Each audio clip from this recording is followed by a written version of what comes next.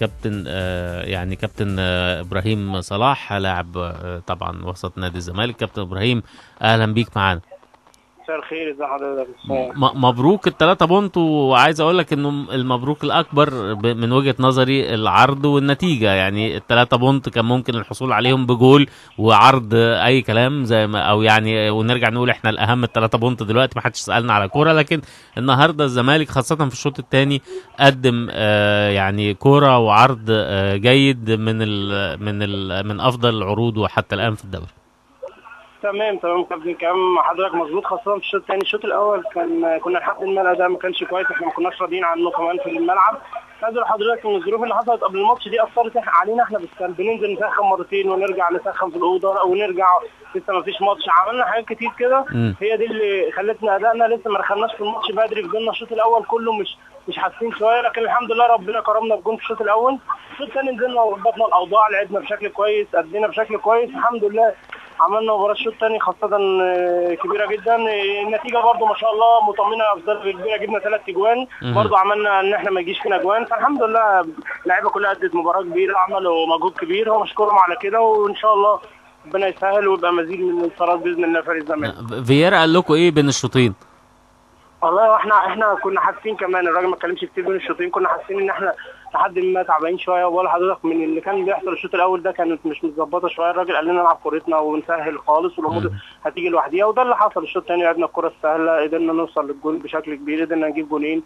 عايز اقول حاجه كمان، ان التغييرات واللعيبه اللي بتنزل اضافات كبيره جدا، حازم امام ما شاء الله والصقر واحمد مجدي كلهم ادوا بشكل كويس، فدي حاجه ميزه كويسه ان احنا يبقى عندنا بدائل كويسه، فدي حاجه بتنفعنا ان شاء الله في الماتشات اللي جايه. ابراهيم، في البدايه بهنيك على ادائك الجيد وعلى المستوى المتميز النهارده والثلاث نقاط، لكن خلينا اسالك على حاجه احنا شايفينها وسامعينها. يعني احنا بنتكلم دلوقتي ان الزمالك اللعيبه اللي بتقعد على كراسي البدلاء، يعني حتى ابراهيم صلاح لما كان قاعد على كراسي البدلاء وهو راجل بيلعب مع منتخب مصر ما فيش اي مشكله عاملها خالص. حازم امام النهارده بينزل 10 دقائق او ربع ساعه، بينزل يغير التشكيل. احمد حسن بينزل في اخر 5 دقائق، ما فيش اي مشكله خالص. قول لي ايه الروح الجديده اللي موجوده في الزمالك دلوقتي؟ مش يروح، هو الراجل يعني الراجل شغله بما يرضي الله. انا جيت وبتمرن وبأدي بشكل كويس، ليا مكان في الملعب، اللي بره بيستنى دوره، حصل حاجه اللي بره بياخد وبيأدي بشكل كويس، هو ده اللي بيحصل. الكلام معانا الراجل واضح، كلنا لعيبه ما شاء الله على خلق عالي جدا، اللعيبه كلها صغيره في السن ما شاء الله، اول مره يعني المجموعه تبقى كامله كده مع بعضينا، ما فيش عندنا حد خارج عن اللي بيحصل، كلنا بنحب بعض. اهم حاجه عندنا دلوقتي المكسب، نازلين الملعب المكسب، مين يلعب مين يقعد مين يغير. النهارده بتقول التغييرات، الكابتن احمد حسن عميد لاعب العالم، وحازم امام احسن من وجهه نظر من احسن لعيبه في مصر. التغييرات حاجه بتنزل تكسب الفريق، يعني ما فيش عندنا مين يقعد ومين يلعب، دي ما بقناش نفكر فيها. يعني الراجل بيقول تشكيل، اي حد بيلعب اي حد بيقعد، اهم حاجه فريق الزمالك تكسب، بس المكسب علينا كلنا يعني.